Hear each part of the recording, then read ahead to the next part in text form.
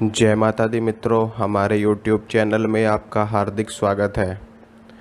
Comment में एक प्रश्न मुझसे पूछा गया था।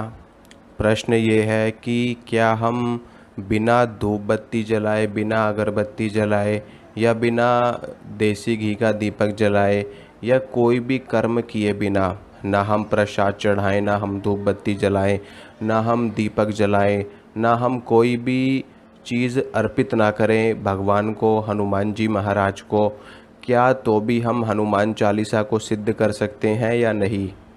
और अगर कर सकते हैं तो कैसे कर सकते हैं?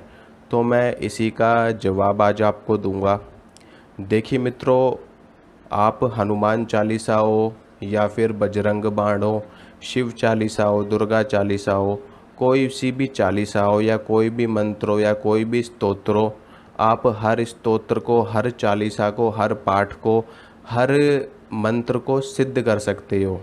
वो भी बिना धूप बत्ती जलाए, बिना दीपक जलाए, बिना जल अर्पित किए, बिना कोई भोग प्रसाद अर्पित किए सिद्ध आप कर सकते हो। इसमें बिल्कुल भी रंच मात्र भी संशय की बात नहीं है और बिल्कुल ऐसा संभव है, आप सिद्ध कर सकते हो। लेकिन अगर आप इन सारी चीज़ों को अर्पित करोगे तो उससे क्या होता है कि देवी देवता प्रसन्न होते हैं। मान लीजिए आपके घर में कोई व्यक्ति आया, आपके घर में कोई मेहमान आया, आपके रिश्तेदार आए, ठीक है। आप उनको पानी भी ना पूछो, आप उनको चाय भी ना पूछो, आप उनको नाश्ता ना पूछो, भोजन इत्यादि ना पूछो, तो उनके हृदय पे, उनके दिल पे कैसा लगेगा, मतलब उनको कैसा फील होगा, कितना ख़राब फील होगा उनको, कितना ज़्यादा बुरा फील होगा कि और वो व्यक्ति, वो मेहमान ये सोचेगा कि हम इनके घर गए और इन्होंने हमसे पानी तक नहीं पूछा। और उससे क्या होगा, एक नेगेटिव एनर्जी क्रिएट होगी, एक नेगेटिव फील्ड क्रिएट होगी जो आपके ऊपर आकर के पड़ेगी। यानी कि जब कोई व्यक्ति खुश होता है, जब कोई मन से प्रसन्न होता है, तो वो आपको दुआ देता है मन से कि यार मैं तो इसके घर गया था और इसने मेरी बहुत अच्छी खातिरदारी करी, बहुत अच्छी मेहमान नवाजी इसने मेरी करी और मैं खुश हो गया। तो मतलब एक ब्लेसिंग आपको मिली, एक आशीर्वाद आपको मिला और उस आशीर्वाद से आप और भी ज़्यादा फलते फूलते हो।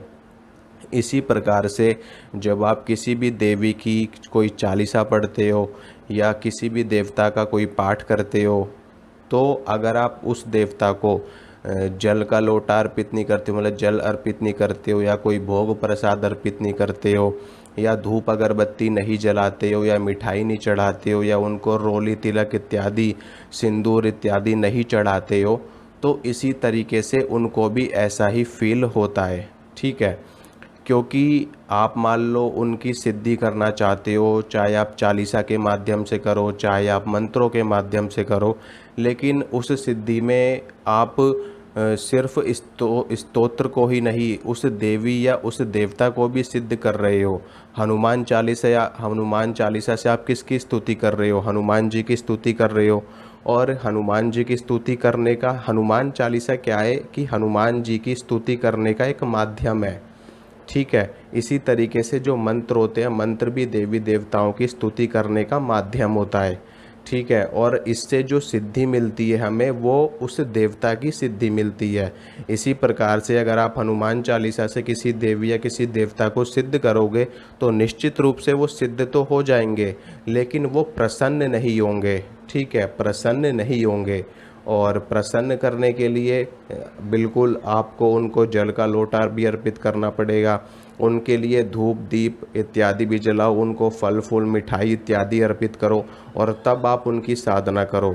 तो आपकी साधना इतनी जल्दी फलीभूत होगी और उनका आशीर्वाद आपको बहुत ज़्यादा मिलेगा, उनकी ब्लेसिंग्स आपको बहुत ज़्यादा मिलेगी। तो इसी वजह से ये सारी चीज़ें अर्पित करी जाती हैं।